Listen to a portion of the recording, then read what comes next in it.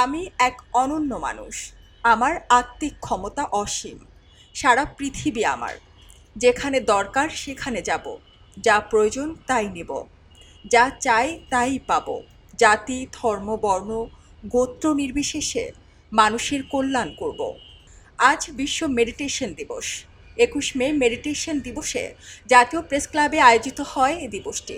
ভালো মানুষ, ভালো দেশ, স্বর্গভূমি বাংলাদেশ প্রতিপাদ্য নিয়ে দেশে এটি চতুর্থবারের মতো আয়োজন। রাজধানী ছাড়াও দেশ বিদেশের নানা স্থানে একযোগে উদযাপিত হয় দিনটি। ধ্যান প্রেমে ছোট বড় নানান পেশার মানুষ একত্রিত হন। মেডিটেশন দিবস পালনের মূল আয়োজক কোয়ান্টাম ফাউন্ডেশনের উদ্যোগে প্রেস ক্লাব প্রাঙ্গণে সকাল 6টায় প্রাণায়াম বা দম চর্চা, প্রত্যয়ন, অনুভূতি আর ধ্যানের মাধ্যমে মেডিটেশন চর্চার গুরুত্বকে তুলে ধরা হয়। ভুল জীবনযাপন থেকে সৃষ্ট বিভিন্ন রোগ থেকে মুক্তি এবং টোটাল ফিটনেসের জন্য প্রয়োজন মেডিটেশন বা সুস্থ জীবনযাপন। আত্মশক্তির বিকাশ, রোগ নিরাময়, সাফল্য কিংবা প্রশান্তি লাভে মেডিটেশনের গুরুত্ব এখন প্রমাণিত সত্য। আপনারা জানেন যে অভিনয়ের মানুষ অনেক সময় বিভিন্ন কারণে অ্যাপস অ্যান্ড ডাউনের কারণে ভেঙে পড়ে। তো আমি যখন মেডিটেশন করেছি তখন আমি একটা নতুন প্রাণশক্তি নিয়ে আবার নতুন উদ্যমে এগিয়ে গিয়েছি। সো কোয়ান্টাম ফাউন্ডেশন করে বা মেডিটেশন করে আমার যেটা উপকার হয়েছে যে অনেক সময় অনেক আপস অ্যান্ড ডাউনের ভিতরে গেলেও আমি কখনো পজিটিভ শক্তিটা হারাইনি। আমি মেডিটেশন করে সর্বপ্রকার নেগেটিভকে দূরে রেখে সবসময় পজিটিভভাবে এগিয়ে গিয়েছি এবং সাফল্য পেয়েছি। প্রতিদিন যে ভাবনাটা ভাবছেন, একটা ভালো চিন্তা করছেন, সেটা তো অটোমেটিক্যালি আপনার হবে। আপনার 100% কনসেন্ট্রেশন ওখানে থাকছে এবং আপনি যেটা ভাবছেন সেটার পিছনে আপনি যথেষ্ট পরিমাণে এফোর্ট দিচ্ছেন। তো অটোমেটিক্যালি আপনার গোলটা তো সামনে আসবেই।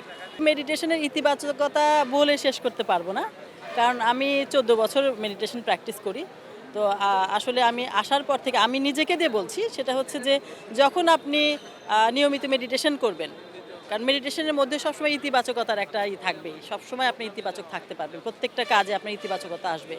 আর আমি এখনকার তরুণ প্রজন্মের যে অবস্থা জানছেন, তো বুঝছেন আপনারা যে আসলে তরুণ তরুণ প্রজন্ম ভালো নেই। তো সেই লক্ষ্যে আমরা কিন্তু অনেক কাজই করছি কোয়ান্টাম ফাউন্ডেশন থেকে, এবং আমরা চাচ্ছি যে প্রত্যেকটা তরুণী এই কোর্স করুক এবং মেডিটেশন নিয়মিত করুক। যখন একটা তরুণ বা তরুণী মেডিটেশনটা দিয়ে দিনটা শুরু করবে, তো মেডিটেশনের মাধ্যমে সে ইতিবাচক হবে এবং তার জীবনের লক্ষ্য সেট করতে পারবে।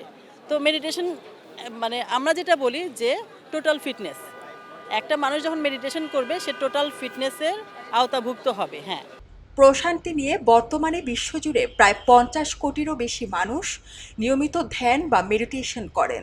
নিয়মিত এই অনুশীলন মানুষের ভেতরের ইতিবাচক সত্তাকে জাগিয়ে তোলে।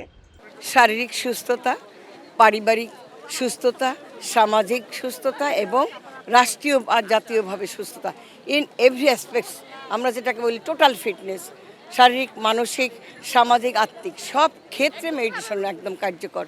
কারণ এখন যতগুলো ইউনিভার্সিটি বিশ্বের আছে সবাই এটার কোর্স করায় এবং আমরা যা বলি সেটার মৌলিক বিষয়গুলো তারা বলতেছে। অর্থাৎ আপনি আপনার ভিতরে যদি অবলোকন করেন, ঢুকেন, কি আছে সেখানে, আপনার প্রতি আপনার মমত্ববোধ বেড়ে যাবে। ভালো ভাববেন, ভালো করবেন। আমরা বলতেছি না, কোথা থেকে ভাববো? অন্তর থেকে যদি ভালো ভাবি তো এটার বহিঃপ্রকাশ পড়বে বাইরে। একজন মানুষের সাথে আমি ভালো বিহেভ করব, ইতিবাচক কথা বলবো, আমার পরিবারের সন্তানদের সাথে ভালো আচরণ হবে এবং তারা জীবনের প্রত্যেকটা পদে দাঁড়িয়ে যাবে। আমি আমার জীবনে দেখেছি, আমার 3টা বাচ্চা, আমি ছোটোবেলায় এদেরকে গাইড করতাম খুব, বাট ক্লাস 5-এ মেডিটেশন করিয়ে দিয়েছি। প্রত্যেকটা ছেলে মেয়ে এক এক জায়গায় এস্টাবলিশড। এর চাইতে কী প্রাপ্তি থাকে?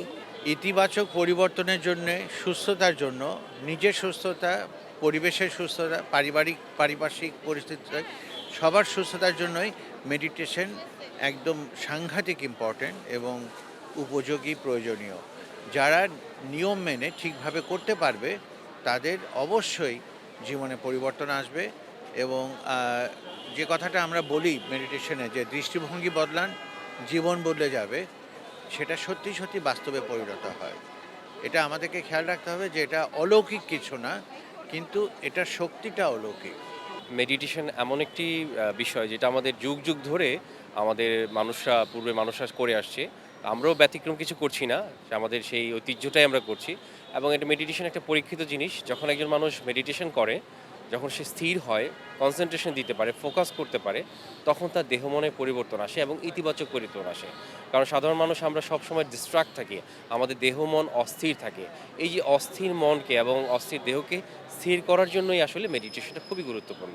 নিয়মিত চর্চায় কমে যায় মনের রোগ, ক্ষোভ, দুঃখ, হতাশা কিংবা মানসিক চাপ। নেতিবাচক থেকে দৃষ্টিভঙ্গি বদলে যায় ইতিবাচকতায়। সারা জেরিন, খবরের কাগজ। এলো খবরের কাগজ, নিখাদ, নির্ভীক, নিরপেক্ষ।